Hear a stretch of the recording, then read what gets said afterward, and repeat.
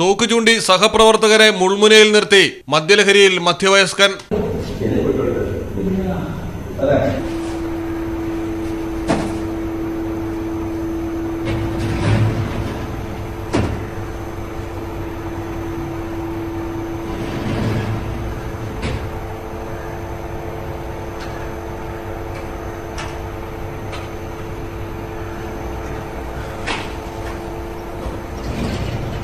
കോഴിക്കോടാണ് സംഭവം.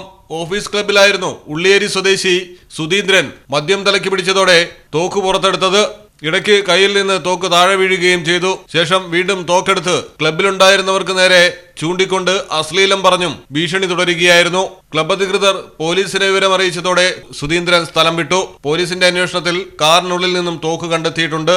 നടക്കാവ് പോലീസ് സംഭവത്തിൽ അന്വേഷണം ആരംഭിച്ചു. മലയാളം ടെലിവിഷൻ, കോഴിക്കോട്. ഇനി നിങ്ങളുടെ വീടുകൾക്കും കെട്ടിടങ്ങൾക്കും മരത്തിനേക്കാൾ വിലക്കുറവിലും മരത്തേവിലും കരുത്തുമായി ഫെയർടെക് സ്റ്റീൽ വിൻഡോ ആൻഡ് ഡോർസ്.